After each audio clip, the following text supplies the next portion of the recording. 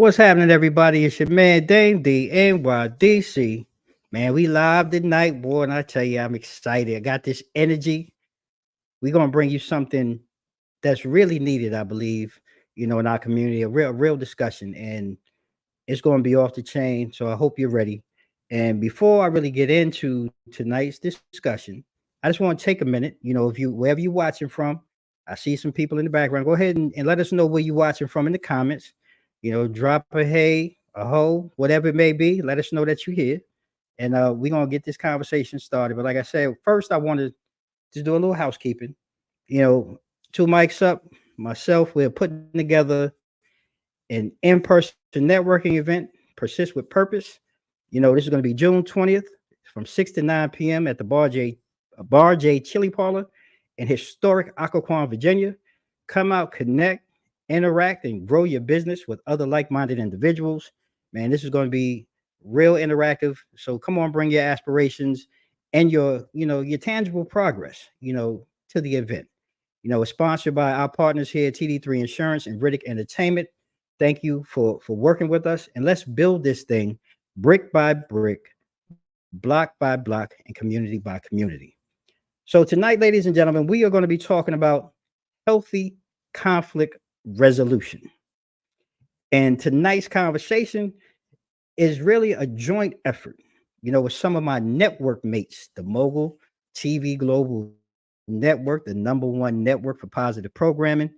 The floor is yours. Podcast team is going to be joining me tonight, and I'm going to go ahead and bring them to the stage. We got Ivory Claire in the building. We got Mr. G Way in the building. Man, we really put in some work and love on this. You know what I'm saying tonight, and thank you both. Okay, Kayla, we got you in here watching from Dallas. Thank you for joining us. And this was a labor of love. And before we get started, I know we missing one important member, but when she gets here, we're gonna go ahead and drop her into the group. But before we get started, I want to allow you guys to introduce yourself. And I have to start with the ladies first. The man, Ivory got some energy, man, and she was really getting us amped up before we started tonight. So Ivory, take a minute, and introduce yourself. Let us know who you are, where you from, what you do when you not on air. First of all, I want to say thank you for just allowing us to come on your platform and just share the energy, share the positive energy, and just do this collaboration. I am Ivory Claire from VA. So everybody, whoever's from VA, just go ahead and just let me know where you're from. If you're from Know what I VA, mean? just put a Let's smiley do it. face in the chat. Just put a smiley face in the chat if you're from VA. But I am Ivory Claire from VA, and I am the owner of IC Healing. I just inspire just the women. I just want to share love to the women and empower them to let them know, who you are out here in this world. So to be here, I'm excited for this conversation that we're going to have today. And again, I'm here to bring the energy. So again, thank you for having me. Yeah, well said, and the energy is felt. What's happening? I got to bring to the stage the brother, the founder, the man that really connected with me, man. And we brought this whole thing to life, Mr. Gerard Ware. G, man, tell everybody who you are, man. Give them a little something about yourself when you not being a boss and a mogul, running your thing or the multiple things that you run. Hey, it ain't often that I'm not doing those things, but I appreciate you having our podcast to join your network. Again, I am Gerard. Screen name, everybody got a good screen superhero name. My screen name is Flex the Producer. I'm the founder of the Floor is Yours podcast. And Ivory was one of the co-hosts, and we got another one coming here later. We'll let her introduce herself when she come on. But what do I do in my spare time? And I don't want to sound like corny or fake with it, but I do really spend my time just trying to help build my community. Hence the name of the Floor is Yours podcast. We understand how important it is for people to have a voice. So that's where we came up with the name of that, is just sometimes giving people a voice has a common effect. Got my boy Daniel Chambers. He's one of there on here also. He's one of the members. He hasn't been on in a while, but again, it's just important for us to sometimes let people be heard.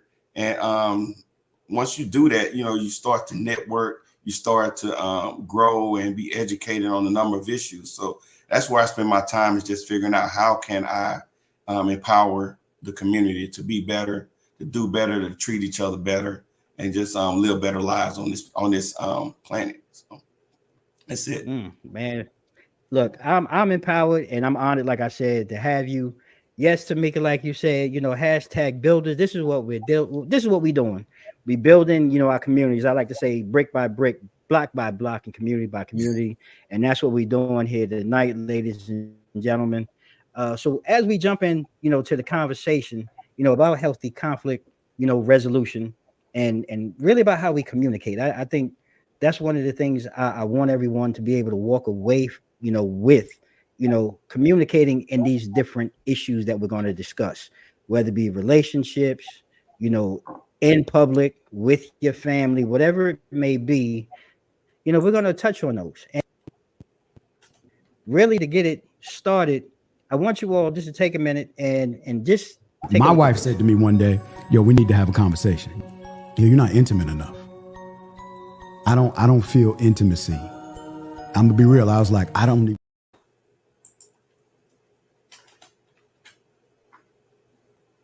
My wife said to me one day, "Yo, we need to have a conversation. You're not intimate enough. I don't feel intimacy." My wife said to me one day, "Yo, we need to have a conversation. You're not intimate enough. I don't feel intimacy." I'm gonna be real. I was like, I don't even know what that means. She said, "You don't spend intimate time with me." So I said, I didn't know that you felt like I wasn't intimate. If we never talked about it during this time, when would you have told me? And she said, I don't know when it would have came up. Now watch. When we don't communicate, it creates a gap.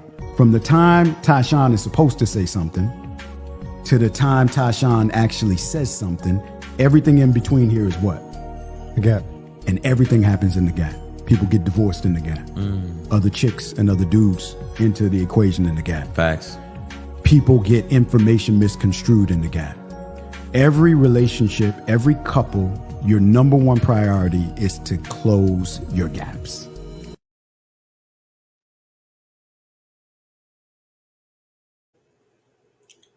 Now that was extremely powerful, and I had to watch that about 7 or 8 times, just to really let it sink in.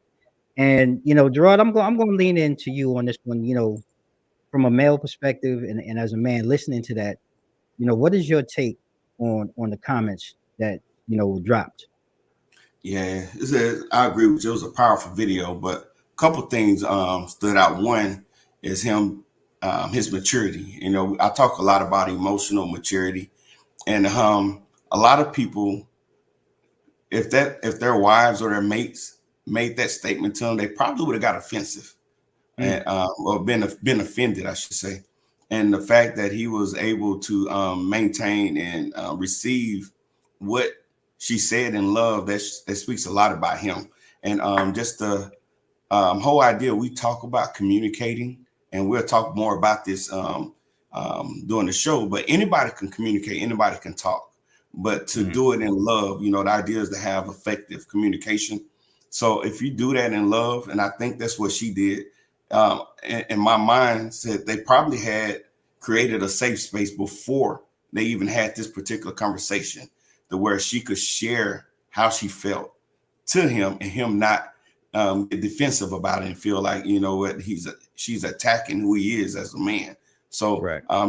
Just that, being mature emotionally, having that safe space where they can have those conversations and not take offense to it, and also listening and talking and just managing that whole relationship and love to communicate. Now that she's expressed how she feels, what she's lacking, what she's missing, what she's desiring, now he can take steps to fulfill her needs and desires in that area. So it's kind of what I took away from the video. And I like that. And I, you know, that makes me want to lean, because I saw you kind of lean and nod.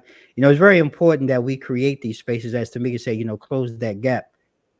From a woman's perspective, you know, being in a relationship and having to build levels of communication in safe spaces, you know, what does that mean from a woman's perspective to hear, you know, let's say your spouse or a man say, you know what, he was able, you know, to be able to close the gap and learn how to speak to his spouse. And how important is that, you know, for you and I, and really in our community, to be able to create those? Because I think it comes from a woman first, if I have to be honest, for a man to be comfortable to get into that space.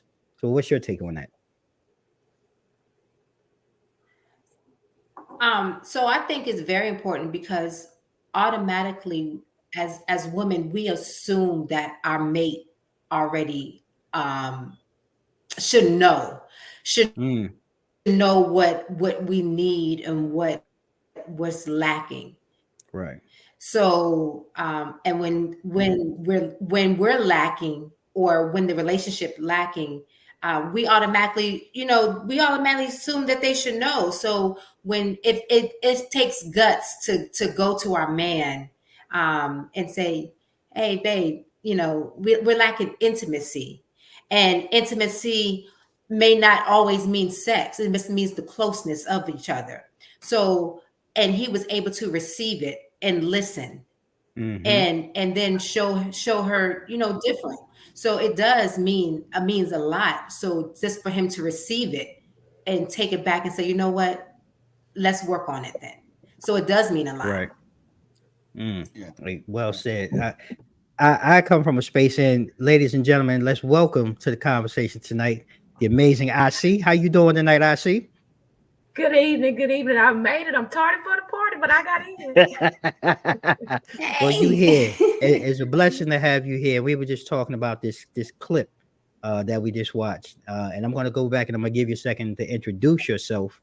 You know, while we're at it, or before I even continue, let's go ahead and give you the floor and give you a moment to introduce yourself and let us know, you know, what you do in your everyday when either you're not on the show. You know, what are you heading? What are you running? Well, I am Amisha Thomas, better known on the Floor is Yours podcast as Inspirational Chic, in short, IC. Basically, I just beautify people's lives. Let's just say that. I'm inspiration in a lot of different areas, but my main source of what I do on a daily basis, I am a hairstylist at the Cinemark headquarters, the corporate headquarters, here in the Dallas area. So I just go in places and be the light that I'm supposed to be, shift atmospheres, give a little love and encouragement, and that's about it. Mother of three, grandmother of one on the way. But other than that, I just am who I am. I choose to be and become every day, and I just continue to be the light in the places and the atmosphere that God sets me in. I don't even know how to even follow up on that one right there. Woo! I see you, and I hear you. You doing your thing. Thank you for taking time out to be here with us tonight. Thank you for having me. Definitely a pleasure, sister. In that clip, for me, it was really a personal conversation. My wife and I, we've been together 30 years. We've been married 24, and it took right. Wow. And that clip really spoke to me as a man. It took me a long time to get to that place where I realized that this woman is not here to harm me or hurt me. She is here to help uplift me. And she's helped me. And what we don't have, in my opinion, a lot in our Black community, we don't have our men at the forefront or heads of the table anymore. You hear a lot of women today talk about they don't need a man, how independent they are. But my wife has helped me become a better man. She's actually helped me become the best version of the man that I could be. So I think it's important that, we have these conversations and that we, continue to build and break down these walls, if you will, that are in our marriages or in our relationships, to have that safe space and, like he said, continue to close that gap. And I want to go back real quick to Tamika, her comment, she believes that it can start with the woman, but the man has to be willing, like I said, to be open and vulnerable to create that intimacy and keep it going. So I agree with you, head on, Tamika, with that. And you're right. Love that you recognize her role in my life. And I do. So, ladies and gentlemen, we're going to transition. And please, continue to drop comments, continue to participate, because we're going to really move in to the real heart of tonight's conversation, the areas of conflict resolution. And we're going to start like we just did within relationships. And I'm going to start with IC, you know, having healthy, yeah, because you late to the party or tardy to the party, but you're gonna open up the door. You All right. got it. So what are some effective communication strategies, right, for resolving conflicts with, let's say, a romantic partner, and doing it in a respectful and constructive manner? How to resolve it. For Mhm. me, I do the biggest thing is communication. And to do it in a manner that I'm not trying to be right in the situation, but I'm trying to come to a balance.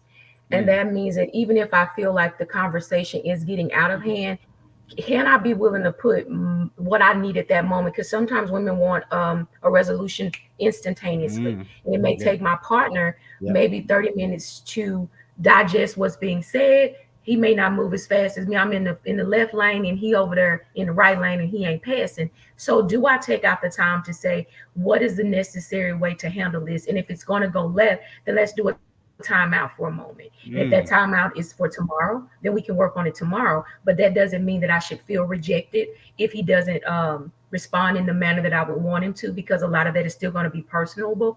But it's about being able to do self-reflections to say, you know what, even if it's not my way and I'm not getting the resolution that I need at the moment, how can I navigate through this thing with keeping a healthy pulse and nobody flatlining in the midst of the conversation? So just being Mhm. able to just say, hey, if I see that this is going wrong, can we take a moment, breathe in, process it for one, and to understand that I'm not trying to come with rebuttal. I'm not trying to come because for me as a woman, I know that I can use this tongue as a knife. And if I Yeah. do that, that means I know how to breathe life, but I know how to snatch a soul. And if I Mm. get to the point that I feel like if you're not going to listen to me, then let me go for the jugular. And then that way I can kind of shut you down. But how does that keep us being healthy? It doesn't. So just learning how to know when you see, if, whether you want to call them red flags, but if you see that the temperature is right, let me use it like this. If you see that the temperature is rising in the room, can I adjust the thermostat for us to be able Yes. to get to this cool place and be able to move forward in a healthy dialogue? Mm. I Well feel said. myself. I feel myself done grow right there just talking. That's how I act sometimes. So you have to forgive me. I Hey, felt that's that. okay. I felt the Look, growth. that's real right there. That was real, because I mean I felt it just listening, and I know Gerard did, because I saw Gerard. He kind of backed up for a minute, had a roll. G, what's your take? On effective communication strategies for resolving conflicts within a relationship. Yeah, it's how you enter into the relationship, into the conversation. If you I think we gotta posit into the to this discussion, but in any relationship or discussion that you're having with your mate, that you gotta have elements of love first and foremost.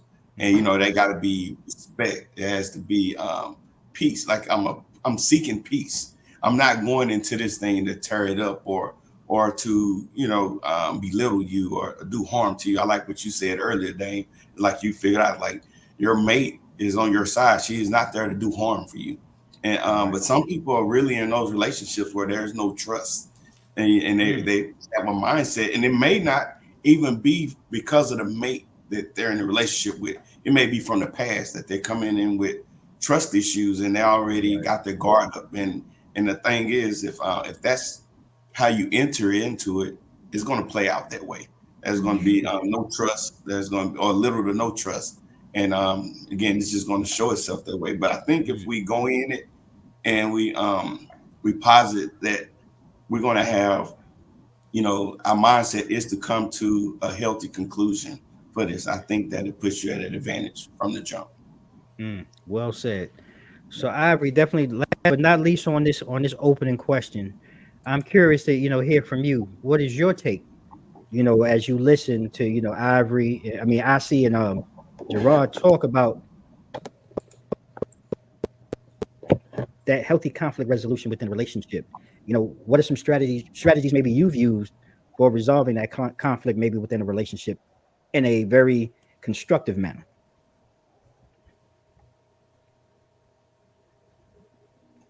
And I don't know, did we lost Ivory to the She Matrix? froze. Yeah, she Yeah. froze. Yeah, So she went in a sunken place. but we're gonna wait for Ivory to come on back and join us. Yeah.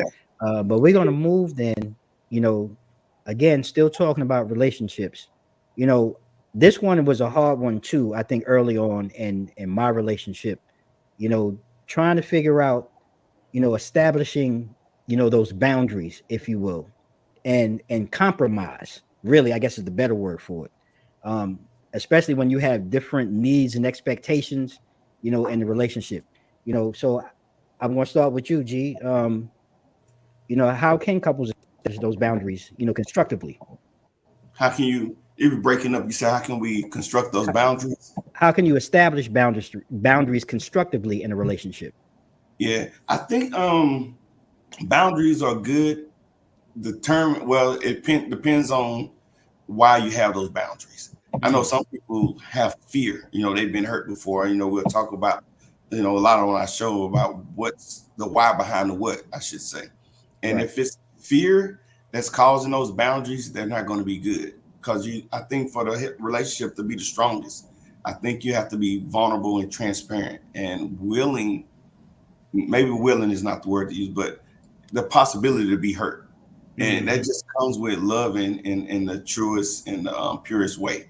Now, when you if you rid yourself of fear, it allows you to be vulnerable and transparent, and then you can go in there and really set healthy boundaries. Now, I'm not going to close you off. I'm not going to keep secrets from you. I'm not going to be scared to share my most intimate and secrets with you. So I think if we start there with boundaries, I think it'll put us, like I said earlier, in some healthy spaces. Okay, so Ivory, we lost you for a second. Glad that you're back. But right now, what we're talking about is, establishing constructive boundaries. What is your input and your take on being able to create, these constructive boundaries, within a relationship without, really hurting your partner who may have a certain need or want, because we both at times are at different places. We both need and want different things, but sometimes you need to set a boundary. How do you go about doing that? Oh man, we lost her again. Oh, is she back? There we go. She in the Matrix. Can you hear me, Ivory?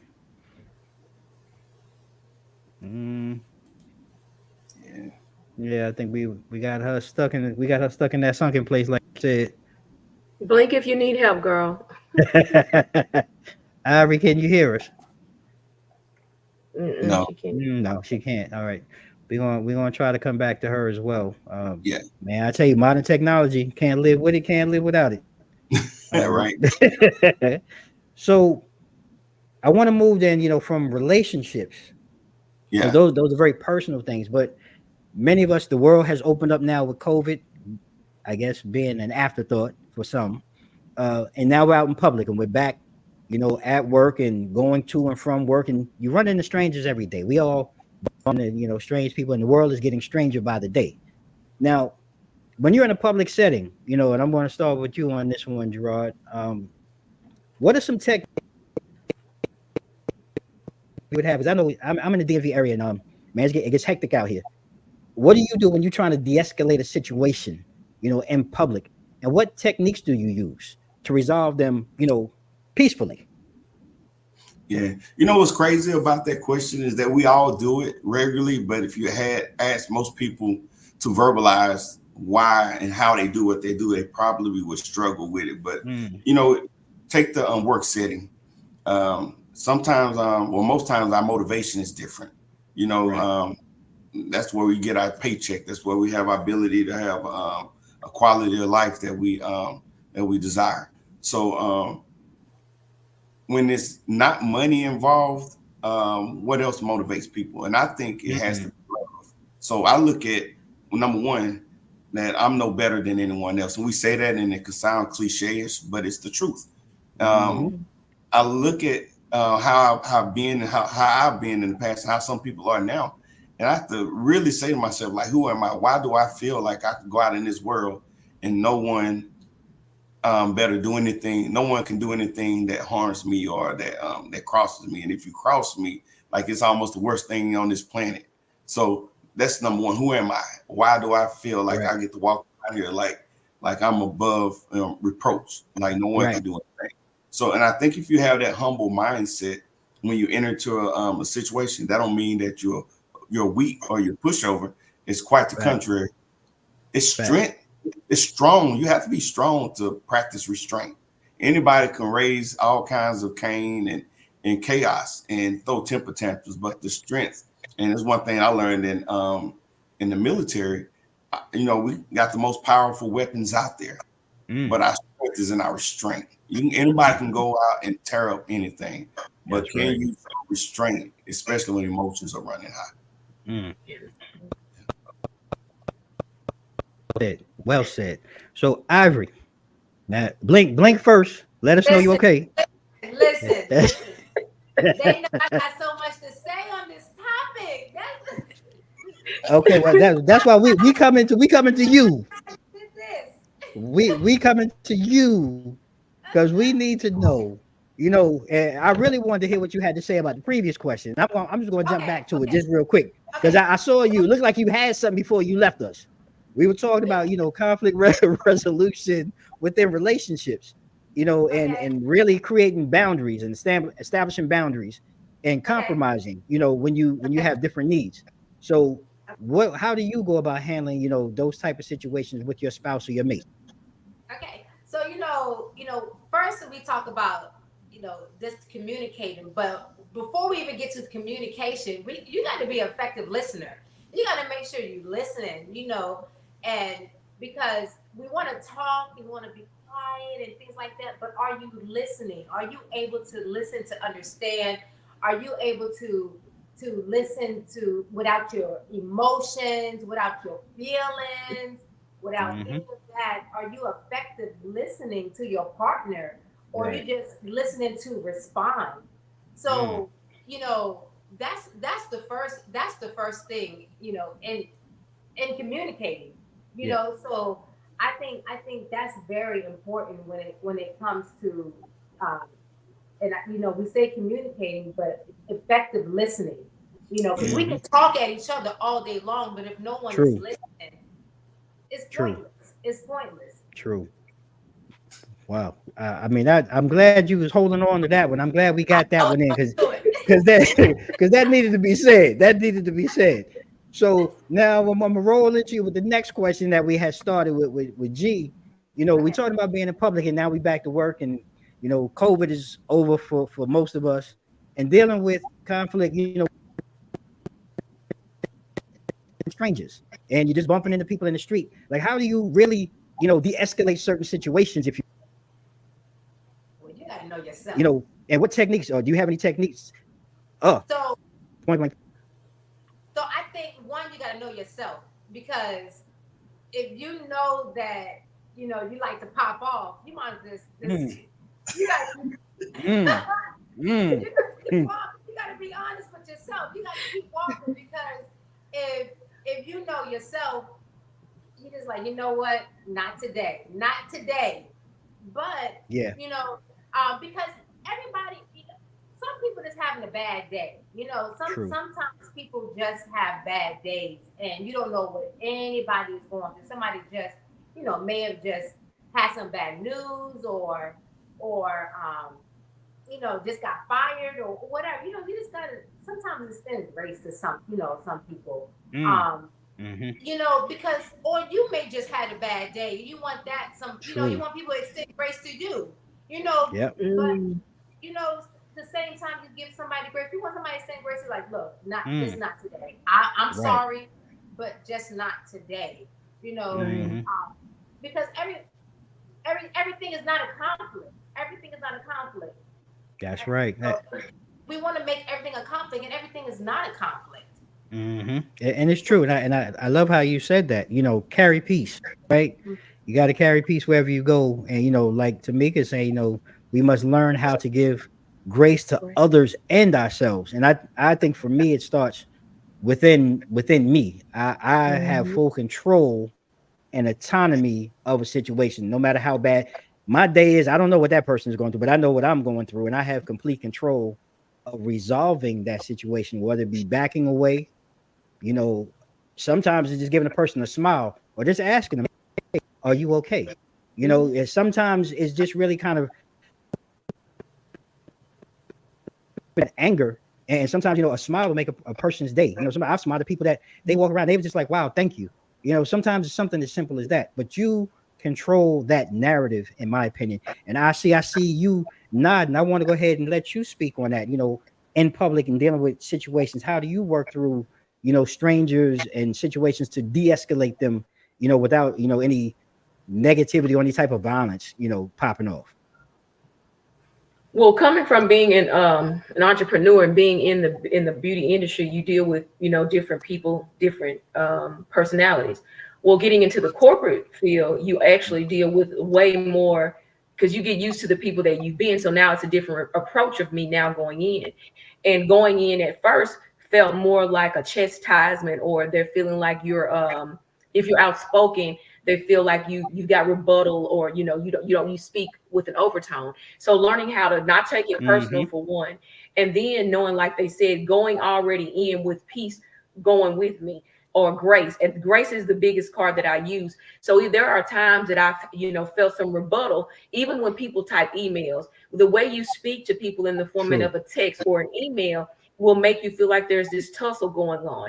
And I learned that if I have to type something 3 times and delete, that means I don't need to say anything at that moment, because because there's a trigger there, and I'm not trying to do the pop off. But then also I had to switch it around and see where the grace card comes in. Reading this means something may be going on with that person, and I'm getting the blunt of the blow because I'm actually communicating with you. There's already a frustration there, and so bam, let me give it to you. But knowing how to, at that point, I would attach maybe my boss to it and speak from a professional place, extending the grace in there to show that I'm not here to fight. I'm only here to just understand and to get an understanding, because somewhere we have a disconnect. And I found that when you go in being the light, which I call myself the little brown girl at my job, because I'm the brown girl, but I'm the brown girl that brings the light of who God is in me. And he said, if I would be the light, and if I place you in places, you should be the light in me should tear down every piece of darkness that would be around you. So I've learned to just exude grace that God has placed on me in an atmosphere where there are people that are stressed, because corporate people can really get stressed out. They got a lot of different things.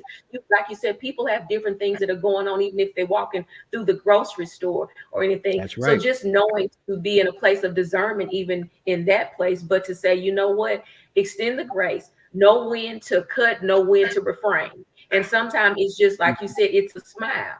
And that smile will break down anything that will try to bring, or rebuttal against you, simply because you chose to give grace. Now, that don't mean I don't go off in there in my room privately or going back to my office. I really say, something in my head, because that's truthfully what we can do. But I smile for that moment to de-escalate any situation that could arise. Now, I see you just really talked on something that really leads into kind of really the next question, because I'm hearing you, like you said, when you kind of go to your office or whatever, like, how do you decompress and really compose yourself? I think is really the next thing I'd like to know, because now you've already dealt with the situation, but now, even though you may have, like me, I know I or I do what I can, but you still, in your mind, the situation is still playing out. And what techniques do you have, or can you share? Like I said, I'm like you, I'll go in my office, but I know I do a couple of other things to really help me regain that composure. Because I'm like Tamika, because Lord knows, woo, man, you would have kept going, you would have got a whole that whole New York side would have came out. So I'm curious to know, Ivory, you laughing and leaning in, like, what do you do to really help compose yourself so that you can continue on your day and be as successful and continue to contribute positively, you know, to your job, your family, and everything else? You have any techniques you Now, can is that share? to me or Ivory? I'm gonna go with Ivory first. Is that okay? Got you. Mm-hmm. Oh, well, I'm currently not working, but Okay.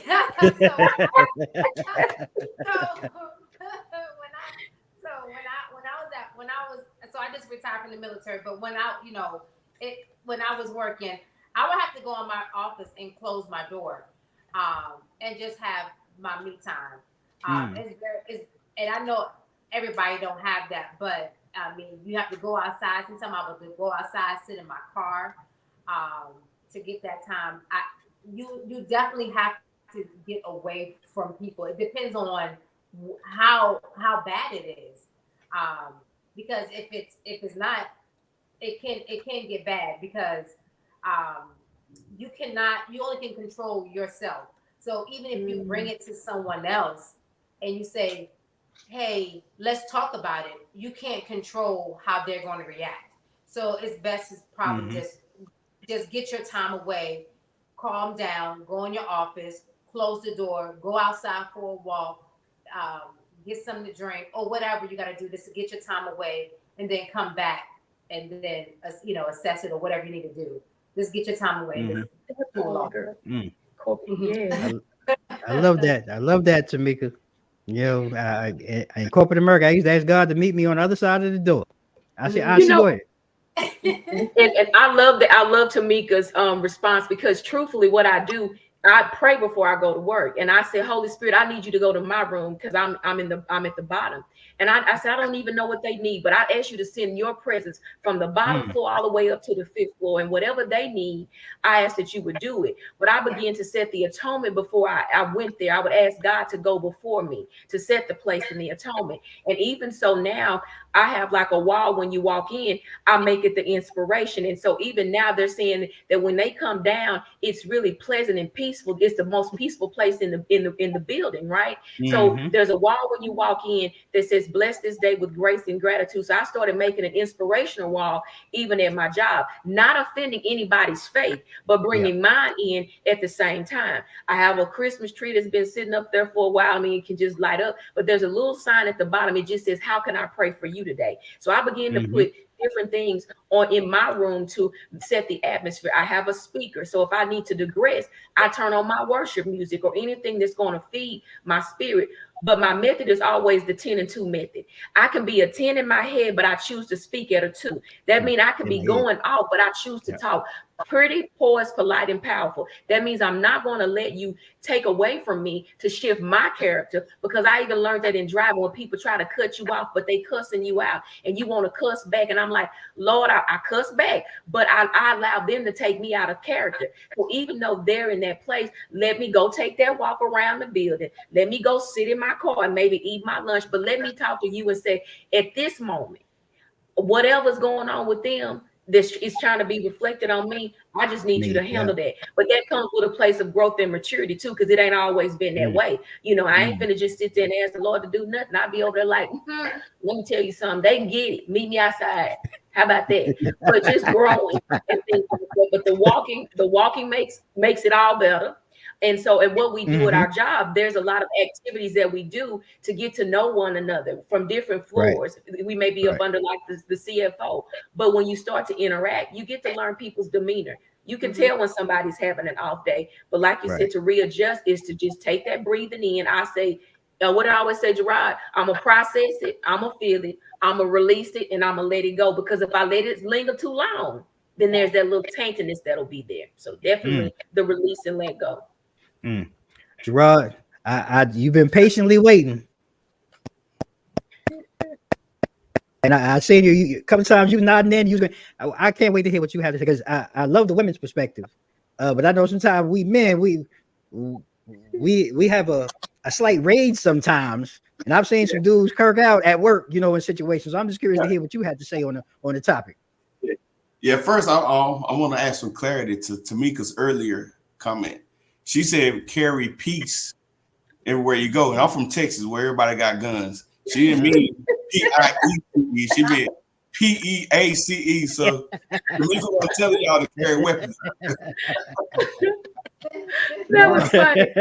Yeah, but seriously though, first, for me it is I think we all need to recognize that there is a difference between your emotions and your actions. Mm, How I feel doesn't dictate how I act. right. And you know what?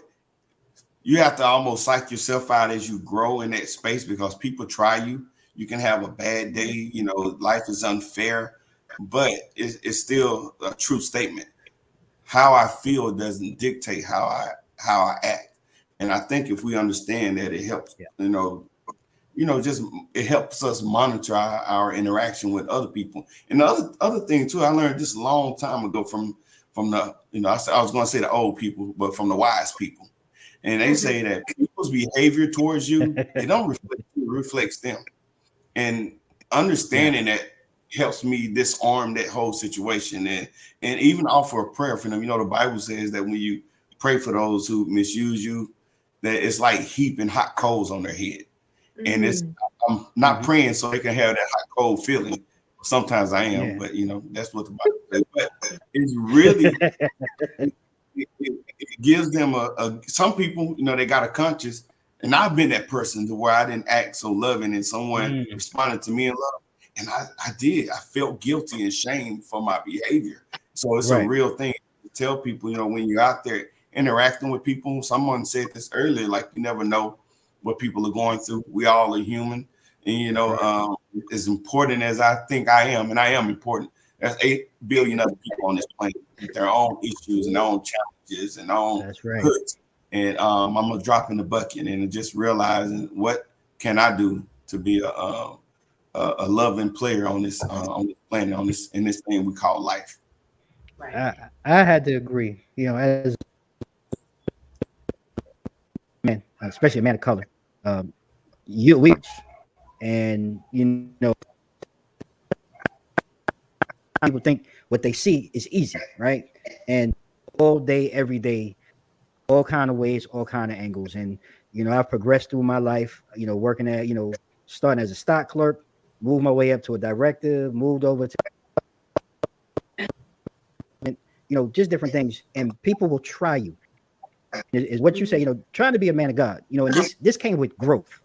This came with development and really introspection and reflection of myself, really looking at myself in the mirror and trying to really understand the man that God has created me to be. And that's really the hardest thing, I think, in life for a lot of us, is to understand, to look in that mirror and really break yourself down. And there was a lot of parts of me as a young man, when I look back and reflected, I just didn't like. But God had a greater plan. And once I opened myself up to that plan and received that plan, now I'm able to go ahead and, like, we talk about dealing with strangers, that's why I say I just smile. I've been in a situation where I just ask me, hey, you need a hug. All right. There was a time in my life I said I did different things. But and again, every situation is different, but you learn through growth that, everyone out here, like you said, is 8 billion, whatever amount of people are on this planet. There's always somebody who has it worse than you do. Yeah. And sometimes, all they just really need is that smile, that hug. Hey, you learn that along the way. And as Tamika says, oh Lord, people will try you. Yeah. And it's normally those who take your smiles and quiet demeanor for weakness. And that is so true. But again, push through it. And you have to continue to forge through it and fight through it. And I really appreciate all of you all and everybody in the comment, in the dropping comments, because you guys have been so on point with that. And I want to transition that, because for me, like, those situations, and this is really where it comes into your family unit, because the younger me used to bring that dilemma home and let that carry into my family and my personal life, right? So, and then, some of us may or may not have children, and they're seeing it. So I want to know for you guys, like, what was your way, or did you even recognize it early on that you were actually bringing this home, and what did you do, or how did you do to, effectively, deconstruct that from yourself and bringing that home family life. And I'm going to start with you, IC. Okay, you kind of cut out a little bit. So what was the complete question? So what techniques did you use so that when you recognize, because at first I didn't recognize I was bringing it home. But once you realized that you were bringing it home, your kids, your spouse, whoever it may be, what did you do to really resolve that within yourself? What techniques did you use so that you wouldn't continue to bring these issues from work or running into a stranger, bringing that home? I don't think I did it a lot with my job, because I always was more conscious of not making my household with my children, because it was just me and my children at one time. And in my marriage, I just would leave things outside of the household, because if I'm already got some things going on, I definitely didn't want more added to what was going to pop off, just bringing more to it. So if I got home at times, I had it good at either going to the park. Water was always a good place for me to go and to sit and to decompress before going home. Or if I got home, I would have a tendency to just sit in my car, just basically listen to something, find me something inspirational just to listen to at that moment. But in the event that I did come home and it was with my children and I popped off wrong, I had to learn to get to a place that I would apologize to my children, because it wasn't their fault that the day was bad. And I had to learn that even if I never got it from my mother, was choosing to do something different, taking a different approach. And even if, let's just say, if I did happen to pop off, not intentionally knowing, because sometimes it's not intentional, but we'll do it and not recognizing that you have brought the conflict home and deflected it off on somebody else. And instead of just saying, you were wrong, you was like, well, then you shouldn't have said nothing to me or whatever. So now you make it about what they shouldn't have said, when really they probably wasn't trying to do anything wrong. But because of that, you gave a response deflecting from the fact that you was already pissed off or in a bad mood when you got home. So it still goes back to learning how to say, leaving, like, don't take work home. I'm learning that a lot, just watching, like, once again, looking at corporate. People take a lot of stuff home. Then you don't have family time with your children. You at the table with your phone. We don't get to watch TV together. Everybody eating all over the house. We going in separate places, all because I still got to get this done. But then if you were to go tomorrow, that job gonna still be going, but then you got a void that's been left with your family that cannot be fulfilled any longer, because there's no time to repair what was already missing.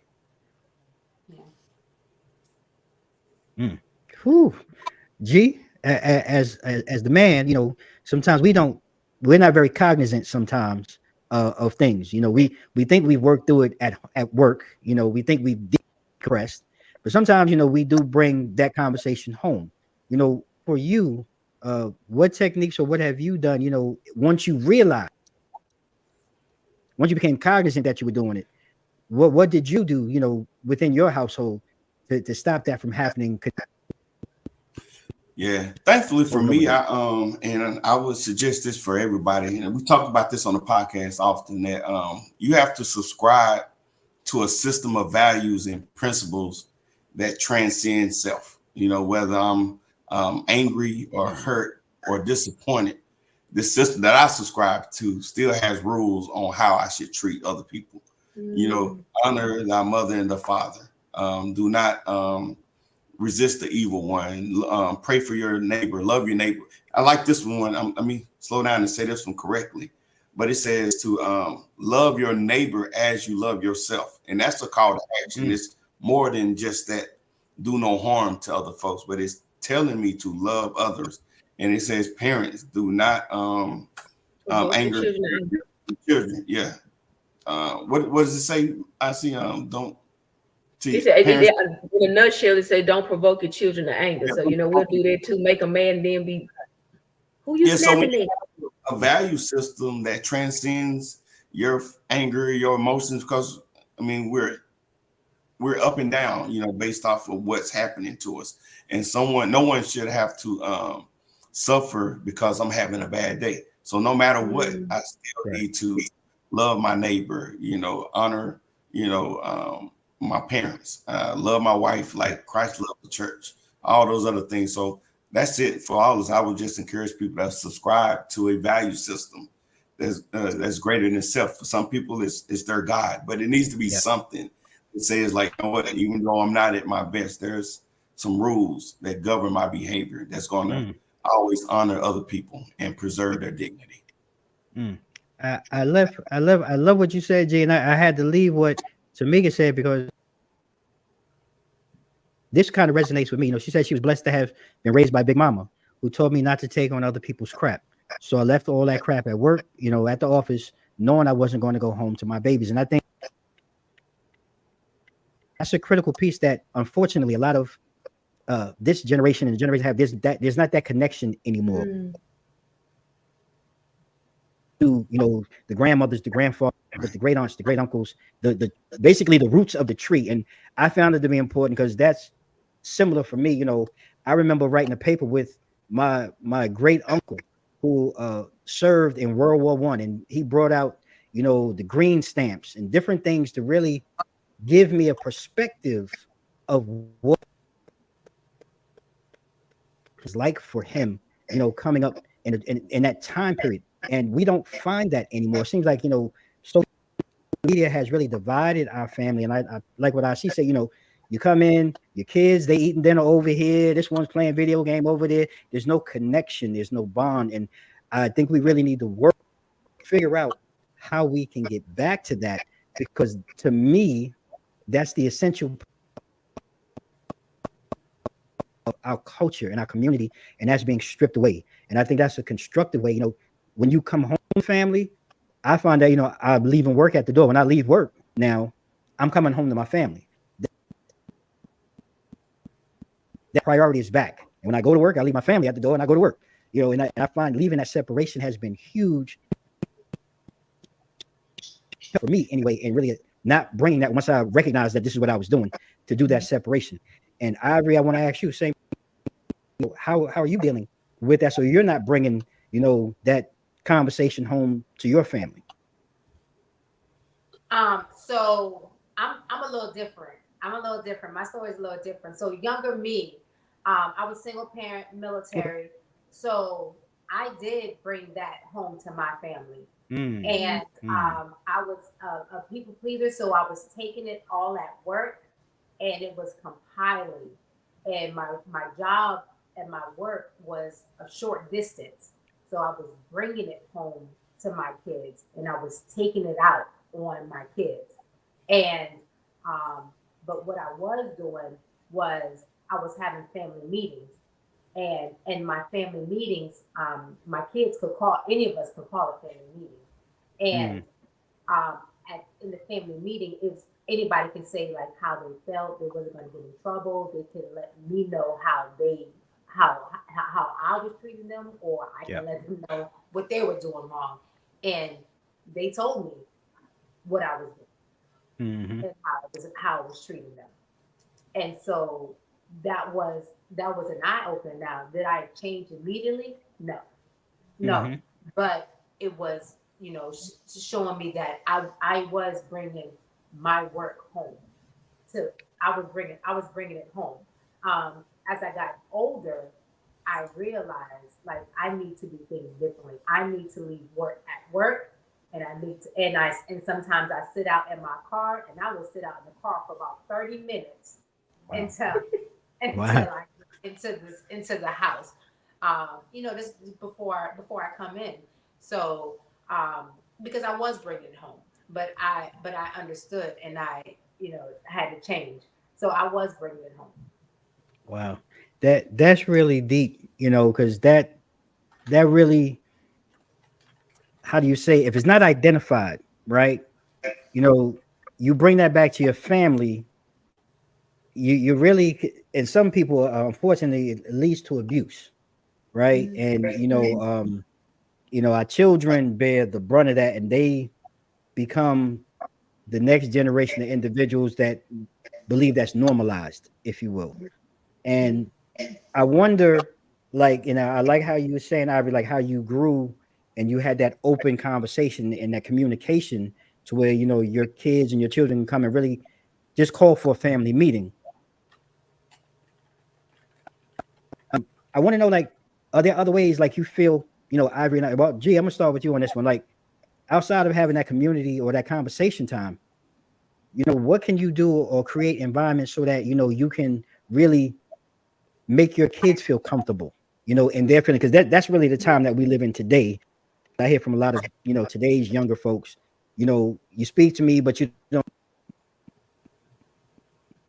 really know me. I'm feeling this way, I'm feeling that way. So how do you create a comfortable environment now? People to speak to the youth, you know, Yeah, I think it has to be a balance of listening and offering direction at the same time. And, you know, there's no, you know, right formula, if you will, or one formula that fits everybody.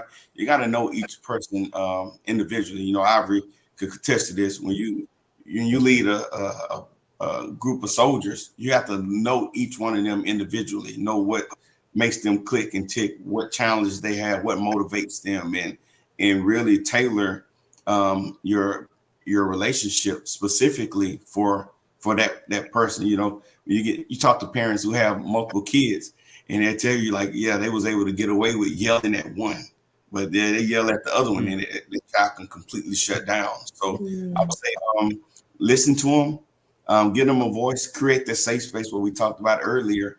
And one thing we learned in communication is sometimes people have something to say, but they are not, for whatever reason, they're afraid to share it. So you got to bring that out. So you got to create a time and a space. And, you know, when I growing up, it was at the dinner table, you know, and I know we got away from some of those old fashioned traditional acts, but those things work when you're at the dinner table without the telephone, without the TV, you know, car rides. Hey, let's go to the grocery store, you know, any of those things together where we were actually spending time uninterrupted learning. You learn so much about them when it's just unscripted, it's natural. And I think we get back to some of those, you know, traditional means and acts, that it'll go a long way into making those kids, you know, comfortable to open up. And really, you're setting them up on who they are and their strengths, their weaknesses for the rest of their life when you do that thing when they're young. Yeah, I see you nodding.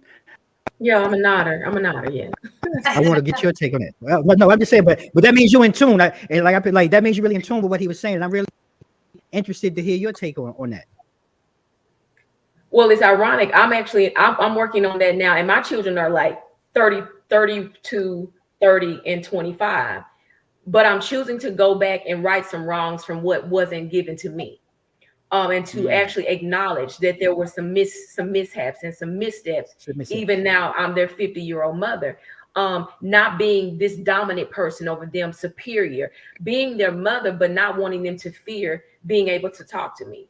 To let them realize that I have been 32, I have been 30, and I have been 25. I make them know that I come from a place of understanding them as a friend, a place like that I've been their age, but there's the balance to know that I come back and I nurture where they are. So I do speak now from a place of apologizing for how I may have intentionally or unintentionally hurt them, but not knowing, you know, I want to get to know all of you. And some of that goes back to the little boy or the little girl that I didn't know that may have been a little bit damaged or may have been felt rejected by saying, I want to get to know you as a grown man, a grown woman now, but also talk to the little boy and the inner little girl that still may have some trauma or some feeling of abandonment that I could know. And if so, then I want to sincerely apologize and to feel you from that place and to be able to say, I give you the open space to be honest. Is some of it going to be ugly and ratchet? Is it going to hurt? Yes, but I'm willing to take it without coming back with giving an excuse on why, but to feeling their hurt and to truly understand it and to be able to say, but now I choose to move forward because I don't want to live with regrets of not being able to change and make choices that I can do it differently. And we're alive. And that means that, like I say, if it may be something I don't want to hear, but am I mature enough to sit in it and not come from a place of deflection from it, or being anger, or shift the blame on my mama did it to me, or my mama didn't give me this, or my daddy didn't show up. No, because they didn't and because they couldn't, they probably didn't knowingly have the capacity to do it. But because I'm the seed of them, and I've been nurtured from a different angle, and being able to be uprooted out of the soil that I was in and chose to be planted in new soil, my seeds are my children, that now I can uproot that old soil, place them in a new place, because I've chose to do the inner work to make sure that I not only heal, but I don't leave my children damaged. I don't leave them broken. Like Ivory said, to have those meetings,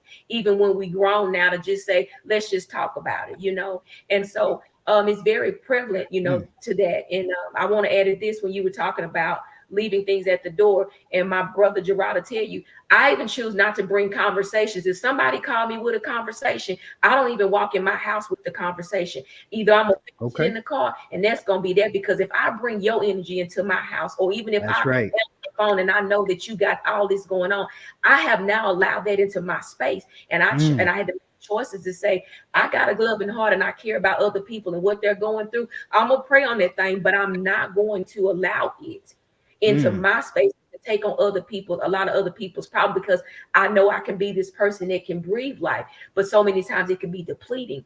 And so I do that with, and sometimes that's my children. If they got something popping off and it's too much, no, not tonight. Yeah, so just go back and just be just different, just grow. I'm really being intentional, and this is what I talk with my crew.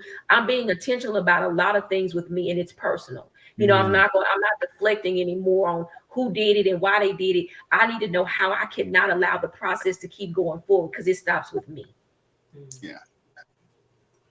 Now that right there was deep, because it really just has me this in my mind. I'm screaming the growth and maturity, right? That really came from a lot of what you said, and really understanding. And I'm going to throw this to you, Ivory. You know, identifying. Actually speaking not only from a place of maturity, but you know, you understand that this maturity came from hurt emotions, right? And you're not using these hurtful that you have. And how do you know, from your perspective, dealing with it, you know, that you reach that level, but you're not speaking now to hurt anyone. She said it earlier, you might have said, you know, you got this tongue really tear up someone's soul. You know, but it takes a level of maturity to get there. So how do you know, from a place of maturity now without hurting someone's feelings or hurting them, period? You broke up a little. What was the question? I'm sorry. You said how? I want to know how you speak. How have you learned, and what techniques have you used to speak from a place of maturity, you know, and not talk to people like to hurt emotions when you're speaking to them? So, I mean, I always speak from a place of love, you know, and how I want someone to talk to me. If it doesn't feel good to me, if it doesn't feel good, like to my body, to my, like coming out, you know, if my body hurts, my head hurts, I know it's not going to be right coming out. I know it's not going to feel right coming out. You know, it's going to come out with a little bit of anger, a little bit. So, I'm gonna give people grace. I'm gonna give people. I give everybody the benefit of the doubt. I try to understand. I'm always like, let me understand. Let me understand where you're coming from, because sometimes I really want to understand, like, you know, where they're coming from, just so I can understand, because everybody doesn't always have ill intentions behind what they did, because that's how we're feeling. You know, that's where we're at. It's not always where they're at. It's what we're thinking, because that's our logic. You know, so everybody doesn't always have ill intentions. So, you know, it's like, let me understand your logic. Let me understand. So that's where I'm at. If it doesn't feel good you know what it is. Then you I know it. You know what it is. It's about the bubble. It's about to pop. They know what it is. So, G, I had to ask you. You know, I mean, we're coming, man. Time flying. We coming to the back end, but I do want to ask. You know, I'm gonna ask all three of you because really, what I'm hearing in that statement is trick. Right? When you feel it building up, that trigger, you know, is there. You know, like I said, we don't want you to do nothing in Texas. Everybody got guns, but you know, how do you really, or how have you been able, G, to identify, you know, your triggers? One, and how have you been able to and managing skills to really kind of reel those in, you know, before that other Gerard shows up? Oh man, that's important because the other Gerard is ugly. So you know, I already said earlier something that was very important, and I want to make sure I'll take a moment to restate what she said. But it's know yourself, and that's important. But I would say slow down. I see you talked about praying before you have these challenging conversations, and I'll add rehearse. If you know you're about to have a challenging conversation with someone, it could seem mundane or even overkill to do, but rehearse what you're going to say, how you're going to say it, and even, you know, monitor your body language and your facial expressions and your tone. All this stuff matters when you're having these conversations to resolve conflict. But again, it could seem mundane and even overkill, but I think if you love someone, that taking those extra steps to ensure that you're communicating in love is well worth it. And everybody's going to be better when it's all said and done. Man, that's deep right there. So I see, I'm going to you next on my screen. Same question. You know, how have you come to identify and manage those triggers before, you know, the other IC decides she want to enter the room? Yeah, because it was either Misha or Misha, so I didn't want Misha to show up. Misha was not gonna be the one, you know. Misha was giving grace. Misha was over there saying, using scriptures like, you know, lay hands on the sick and they shall recover. He didn't say what the sickness was, so if you approach me wrong, you got to be obviously sick. Then he didn't tell me how much pressure to put when they say to lay hands. So I was just like, Lord, if I do it, then this was gonna happen. But I know that you cried when Lazarus laid down and you was wanting your friend to get up. So you say you friend to the sick. So I surely if I knock him down, Lord, you gonna raise him up like Lazarus. So I didn't want that girl. I didn't want to be the one. I didn't want to be the one, you know, to be saying like one thing now that I live for the Lord. Now that's not saying you can take me for granted, because people will test you when you change. People will try to get you back to an old place, which is the trigger. Do I allow that person to come up? I've learned to cuss without cussing. That means I've given grace because I didn't cuss, but I still would giving you life. But I'm giving you a forewarning. Don't take me too far, because I can't keep it Christ-like and cute. But I remember my brother Jesus over there when he got tired, he told the temple up. See, so I can back myself up if I decided to let the trigger take over, but not wanting to be hypocritical. I had to learn, if I felt that the offense coming on, I knew there was a trigger. If it made me feel a certain way, then that means that there was something that was trying to come back up to take me back to an old place, and it was left up for me to notice it and to say, I'm not letting that person come back anymore. I'm not letting the old residue of anything else. So then I began to ask God, the triggers that I do, that I feel like I haven't, released, or if I'm a kleptomaniac still picking up the pieces of the residue of the past, then I don't want to be the kleptomaniac anymore. I don't want to pick up those pieces anymore. So I ask that you would, because if anything that's going to shift in me, anything that's destroyed, you have to pull out the root of the thing or the core. So I always tell God, pull out the core and the heart and the root of that thing that was attached to me, whether it's the soul tie, the triggers, the hurt, the abandonment. Because if I allow that to be pulled out, it doesn't have a place to continue to grow. But if you just chop the tree down, but don't tilt that thing over to pull up those roots, you will eventually still see those buddings of something come up out of the root of that tree. And I didn't want to be the one holding on to just the stump no more. So when I got to that place, is it a daily thing? Yeah, but it's truly being saying that I don't want it no more. I want to release myself. And sometimes we hold on to the triggers because it allows us to still get in that place to react a certain way, even if it was the old person that you was with that came back, because you can at least pop off one more time on what you thought you should have said when you didn't get a chance to say it. And it may make me feel good temporarily, but I'm giving that person control over me that I've asked God to release me from. So if I'm asking for the release, pull it out from the heart, the core, and the root. I don't even want to have a residue of it anymore. I love that. Yes. So Ivory, trigger. How have you identified yours? And what are you doing so you don't pop off that the other Ivory come through the road, you know, busting down doors and knocking people over? So, you know, you make a, I feel like you can make a list, right? You make a list of and I know Gerard hate a list. They hate a list over here. Gerard like, don't do a list, right? But you know, you can write a list down, and when you of someone like they don't of things that you don't like, right? And those are your triggers, like of a person, and those really are your triggers.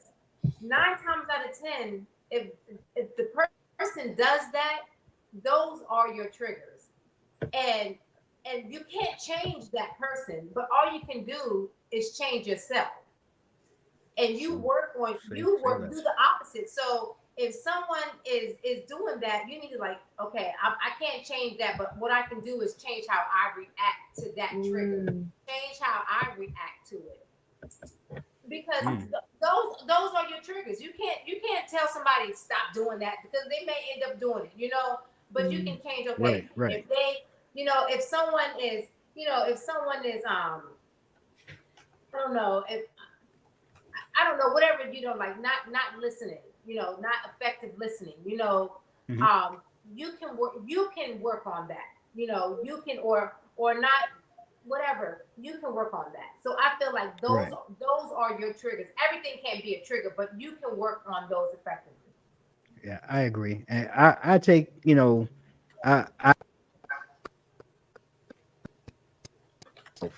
you know, the things that trigger me, and like you said earlier, that thing that you feel building up inside. And my go-to now is when people start, and I'm like, you know, hey, look, man, cut it out. I want to go down that road. My final thing is, so you really want to go there?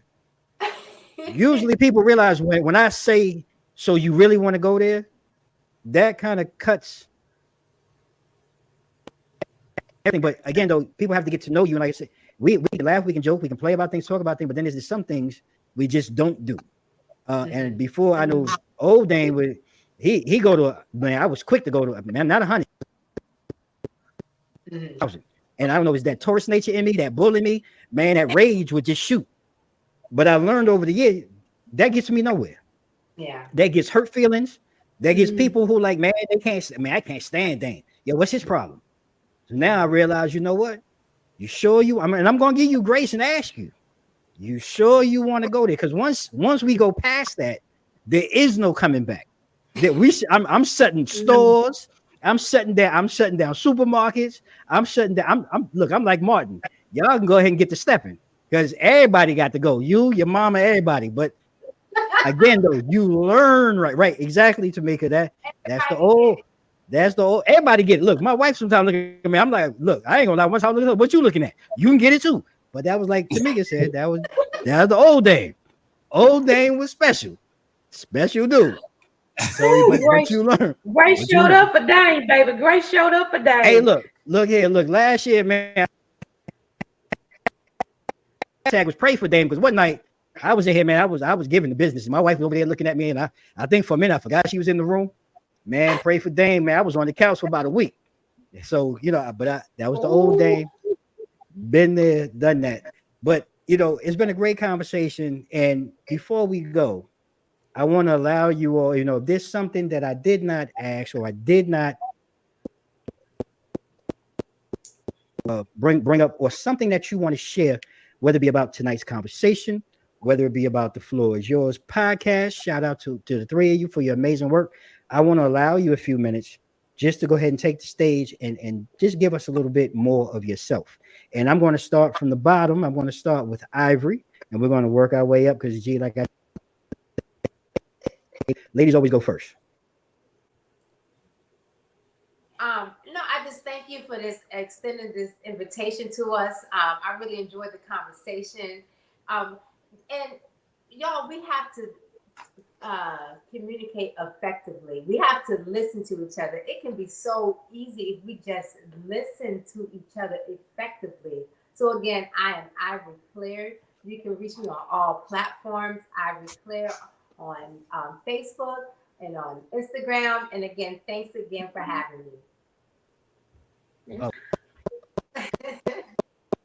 Total pleasure.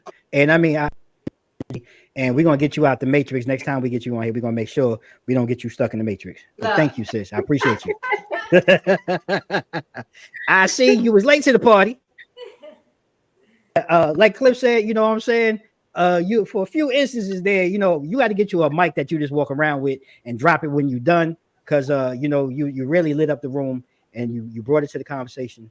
So is there anything that you'd like to share or say, you know, before we go about tonight's conversation about yourself? The floor is yours, podcast. It's all yours. Well, first of all, like Ivory said, thank you for having us as a collective unit. As the floor is yours, it has been a good place for me to be a part of. It has been able to allow me to grow, to shed off old layers of, you know, skin that I needed to, old residue. It has allowed me to flow freely in who I am, being transparent for the utmost, but also having a unit that I know that has my back and wants me to be stronger, to be better, to be the best me. So the floor is yours. Is not just a platform, but it is family for me. And I am thankful to have been able to just get connected with it, because it has allowed me to meet a lot of beautiful people that is now part of my life, helping me to continue to grow at 50. What I would leave you with is this: be intentional about being restoration across the board, restoring yourself, restoring your family, just restoring your mind, your physical body, whatever it may be. Just be intentional about you and everything that is attached to you that you love, and you know that it needs some life breathed into it.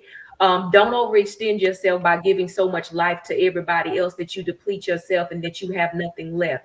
If there's a part of you that you need to find or rediscover, I ask that you take out the time to just sit in that mirror and do personal rehab, to go in and to reflect on the things that you can do better with yourself, on how you can handle things better, but definitely be intentional about every part of you, so that when you get better with you and you begin to, when you get restored and you're in a better place and rehab has done its work for you, I promise you the fragrance that you wear going forward, you don't have to announce the change. All you have to do is just show up in places that God has placed you in, and I promise you a shift, and you'll draw, and it'll be not only to be able to help other people get to a better place, but God will get glorified in it all. So at this point, it's just about restoring family, self, everything that you got that can be replanted in a different soil.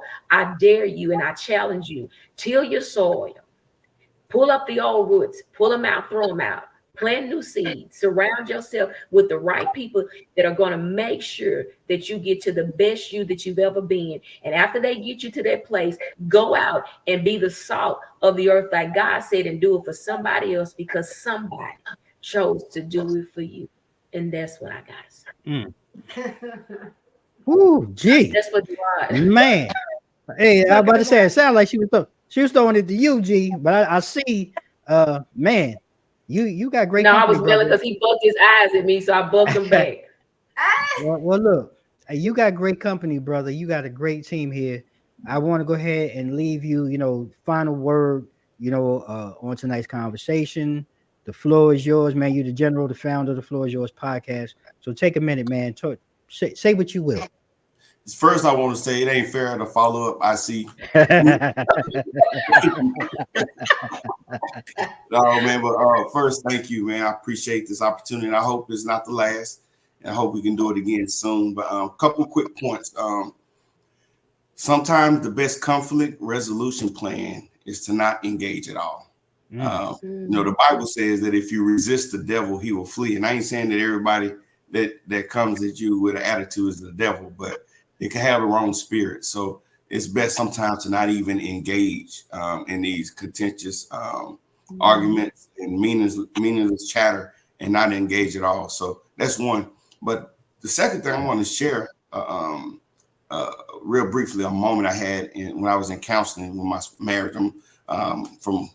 I was been divorced about 10 years, but I remember in the counseling and I was telling the counselor, like, man, we just not getting anywhere. We talk at each other. It's ugly. It's not fair. It's not pretty. And the counselor was like, you need to learn how to fight fair. And I just remember thinking, like, man, I don't like the way that sounds, fight fair. I don't want to fight with my wife. Then so she was like, well, you need to learn how to work it differently so that y'all can get a better outcome. I was like, dang, man, that sounds so official and like work. Like I don't want to feel like I'm at work. So she was like, Gerard, well, what do you want to do then?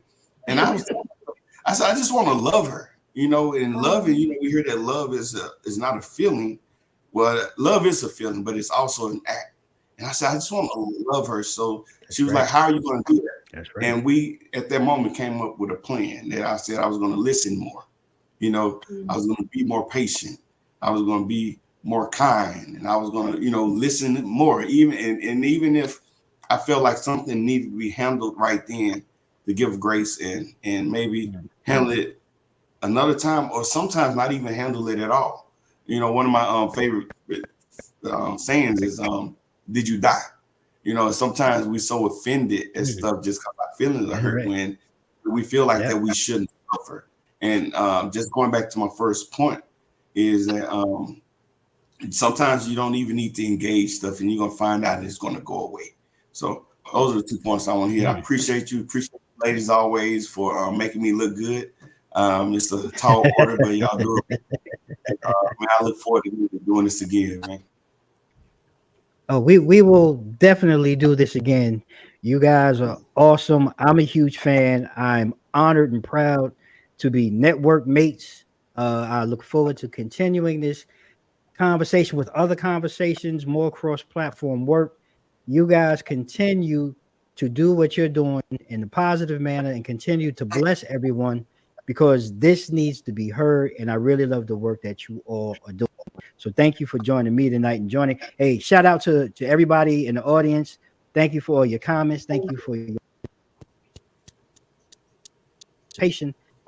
It's really been a great conversation. And, you know, before I just want to leave with this, you know, resolving conflicts, you know, is really challenging, as we all know, we discussed.